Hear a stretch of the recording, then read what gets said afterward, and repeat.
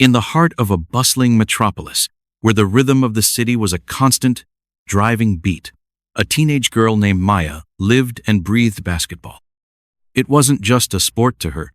It was a language, a legacy, a connection to the man she admired most in the world, her father.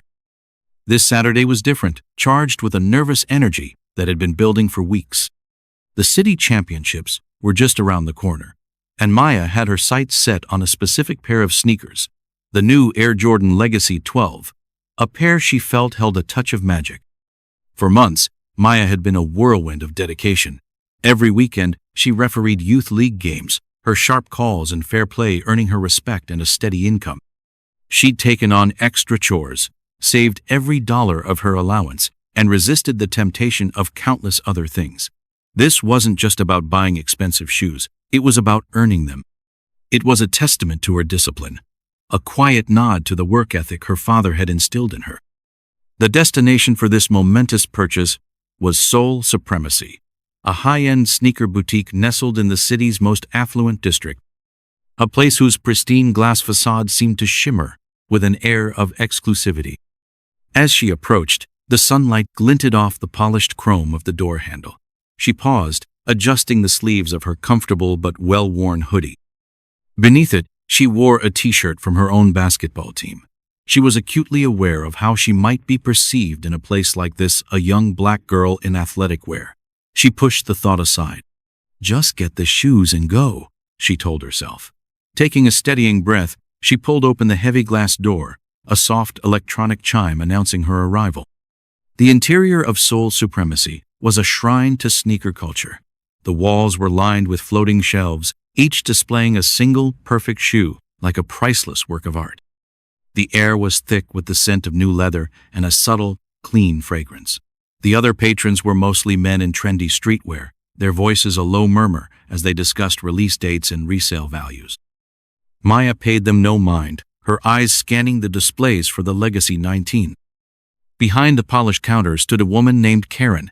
She was in her late 40s, with a perfectly coiffed blonde bob and eyes that seemed to assess the worth of everyone who entered her domain. Her expression was one of bored tolerance until her gaze fell upon Maya. In an instant, a subtle shift occurred. Her smile tightened, her posture stiffened, and a look of unmistakable suspicion clouded her features. Maya felt it immediately, familiar, unwelcome chill that had nothing to do with the store's air conditioning. It was the silent, piercing question she had encountered before in places where her presence was deemed an anomaly. What are you doing here?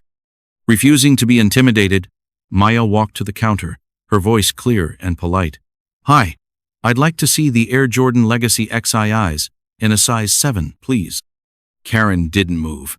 She folded her arms, her head tilting with a condescending air. Are you sure? She asked, her tone dripping with skepticism. Those are a very limited release, and they're quite expensive.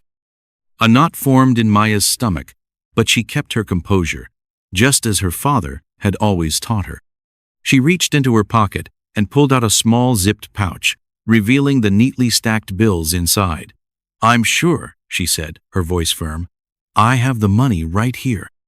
Karen's eyes darted to the cash, and her lips curled into a faint sneer, as if the sight of it was somehow distasteful. Instead of retrieving the shoes, her hand drifted closer to the phone on the counter. And where did a young girl like you get that much cash? She asked, her voice deceptively casual, the accusation hanging heavy in the air. Maya stiffened. Excuse me? Karen arched a perfectly sculpted eyebrow. It's just an unusual amount of money for someone, like you, to be carrying. The implication was as sharp as a shard of glass. I work, Maya stated, her words deliberate and clear. I'm a referee for a youth basketball league. Karen let out a soft, disbelieving hum, her painted nails tapping a staccato rhythm on the countertop. A referee? How quaint. And you expect me to believe that? The anger that had been simmering within Maya began to rise, hot and sharp. Yes, she said through gritted teeth. Karen chuckled, a dry, humorless sound. Well, I suppose I should be flattered you thought you could pull one over on me, she said, finally turning to retrieve the shoes. But I've been in this business a long time, sweetie. I know when a story doesn't add up. She returned with the box, placing it on the counter with a thud. Be careful with them, she warned, her tone sharp. They're probably worth more than your entire wardrobe. Maya ignored the insult, her focus entirely on the sneakers. She lifted the lid, and there they were, perfect and pristine. The sleek design, the iconic Jumpman logo, were everything she had imagined. She reached in to pick one up, her fingers tracing the supple leather. As she did, a commotion erupted nearby. A man, browsing a display of rare collectibles, stumbled, sending a single, priceless vintage sneaker tumbling from its perch. It landed on the floor with a soft thud, just inches from Maya's feet. Before Maya could even process what had happened, Karen's voice sliced through the quiet hum of the store. I knew it, she shrieked, her voice a piercing siren of accusation. Every head turned in their direction. What? Maya's eyes widened in confusion. Karen pointed a trembling, accusatory finger at her. You were trying to create a distraction. You were going to switch them. I saw you. No, Maya's voice trailed off as Karen snatched the store's phone, her fingers jabbing at the keypad with frantic energy. Get the police to Soul Supremacy on 5th Avenue now. She barked into the receiver. I've caught a thief. Young black girl hoodie. She's trying to steal a limited edition sneaker. The world seemed to slow down. Maya stood frozen, the weight of Karen's lie pressing down on her. The air grew thick with judgment and suspicion. She could feel the stares of the other customers, the way they subtly shifted away from her, the way a woman clutched her purse tighter. Her mind was screaming, but her voice was lost. In the distance, the faint wail of sirens began to grow louder, a mournful sound that seemed to signal the unraveling of her day, of her dream. The approaching sirens felt like a countdown, each wail chipping away at Maya's composure. Her heart hammered against her ribs, a frantic drumbeat in the sudden, heavy silence of the store. This was the kind of nightmare scenario her father had talked to her about, the kind of injustice that played out on the news with terrifying regularity. But the abstract fear of a possibility was nothing compared to the cold, paralyzing reality of living it. Karen remained on the phone, her voice a sharp, commanding weapon. Yes, he's still here, she said, her eyes locking onto Maya with a look of triumphant satisfaction. Then, she added a final, venomous twist, her voice dropping to a conspiratorial whisper. And hurry, she's becoming aggressive. The word hit Maya like a physical blow. Aggressive? She hadn't moved a muscle. She hadn't raised her voice. Yet, in that single word, Karen had painted a picture of a threat, a danger, and Maya could feel the other customers in the room accepting it as truth. Their gazes were no longer just curious. They were fearful, accusatory. The vintage sneaker lay on the floor between them, no longer an object of desire, but a piece of evidence in a crime she didn't commit. Taking a shaky breath, Maya looked Karen directly in the eye. I didn't do anything, she said, her voice low but steady. And you know it. Karen scoffed, crossing her arms. Oh, please, don't play the victim now. I know your type. You come in here, acting like you belong, but you're just waiting for a chance to take what isn't yours. My type? The words were bitter in Maya's mouth. I'm just stating the facts, Karen retorted, her voice dripping with self-righteousness. Stores like this have to be careful. We know who the problems are. Just then, the glass door swung open, and 2 uniformed police officers entered the store. The first, a tall, imposing man with a stern face and a badge that read Ski Int Miller, immediately focused on Maya. The second, Officer Evans, was younger and had a more watchful, analytical expression. There she is, Karen exclaimed, pointing dramatically. That's the one who tried to steal from me. Miller took a step forward, his hand already moving towards his handcuffs. Ma'am, I need you to put your hands where I can see them. Maya's breath hitched. Every instinct told her to run, to defend herself, but her father's voice echoed in her mind. Stay calm. Don't give them a reason. She held her ground, her hands slowly rising to shoulder height. I didn't do anything wrong, she repeated, her voice shaking slightly. Are you really going to argue? Karen interjected with an exaggerated sigh. The nerve of some people. Officer Evans hesitated, his gaze flicking between Maya, Karen, and the sneaker on the floor. He seemed to sense a discrepancy in the scene, a note of discord in Karen's overly dramatic performance. But Miller was already closing the distance, his face a mask of grim determination. Let's go. You can tell your story downtown, Miller said, his tone leaving no room for debate. A wave of panic washed over Maya. She saw the headlines, the mugshot, the story that would be twisted and told without her voice. She had to do something. Call my father, she said, her voice gaining a new firmness. Miller chuckled dismissively. You can make your call from the station, kid. No, Maya insisted, her voice ringing with an authority that surprised even herself. Call my father. Now. Karen rolled her eyes. Oh, here we go. Let's call Daddy to the rescue. Who is he? A lawyer? An activist? What's he going to do, sue us? Ignoring her, Maya slowly reached for her phone, her movements deliberate and non-threatening. She dialed a number from memory. As it rang, Officer Evans watched her, his expression shifting from suspicion to curiosity. There was something in her demeanor, lack of fear, a sense of patient waiting that didn't fit the picture Karen had painted. Dad? Maya said into the phone. I need you to come to Sole Supremacy on 5th. There's a situation. Minutes later, a sleek, black sports car with tinted windows pulled up to the curb, its powerful engine a low, guttural growl that turned every head on the street. The driver's side door opened, and a man unfolded himself from the car. He was tall, impeccably dressed in a tailored suit, and moved with an athlete's grace. He walked towards the store, his presence so powerful, so instantly recognizable, that a hush fell over the sidewalk. He pushed open the door to Sole Supremacy, and the entire room froze. Schmiller's hand, which had been reaching for Maya's arm, dropped to his side. Officer Evans's eyes widened in disbelief, and Karen's face, once a mask of smug certainty, crumbled into a portrait of pure, unadulterated shock. The man's gaze swept the room, taking in his daughter, the police officers, and the trembling store clerk.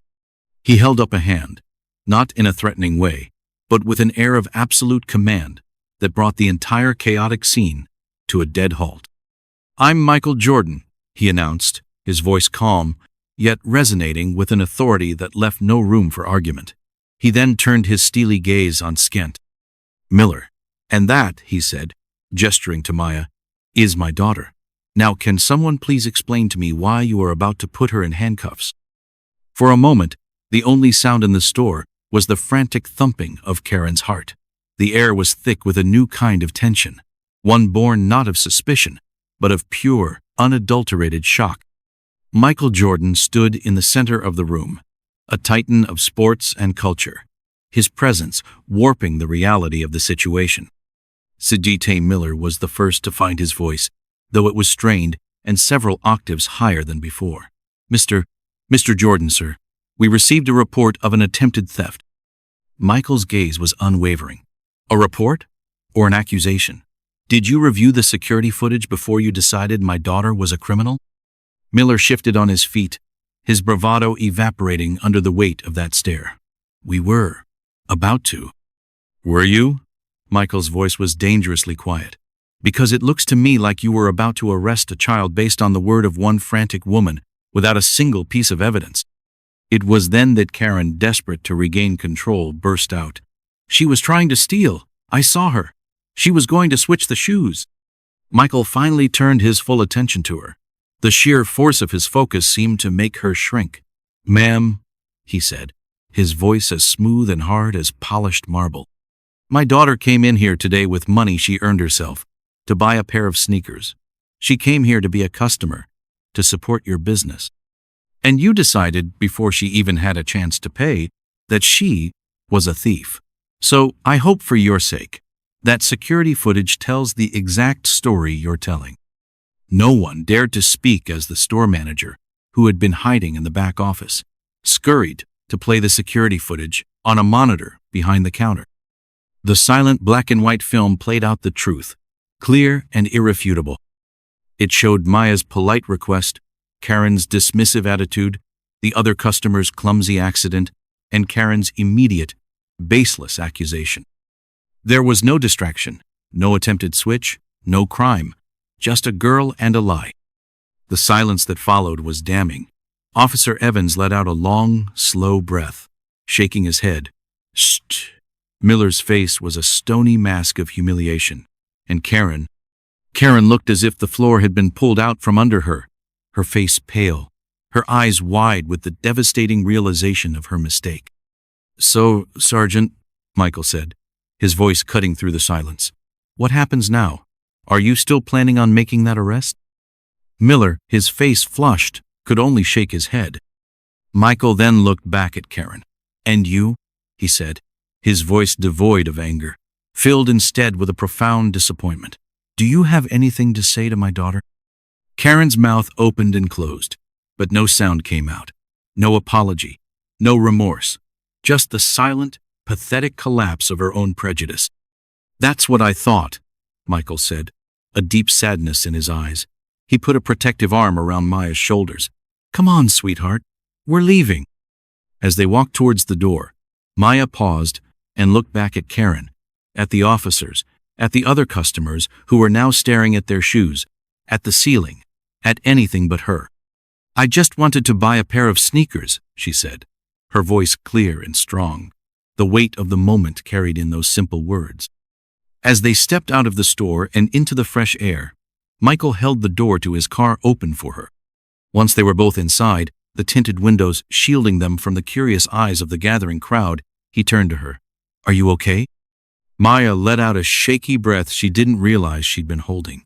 "I don't know," she admitted, the adrenaline beginning to fade, leaving behind a raw, aching exhaustion.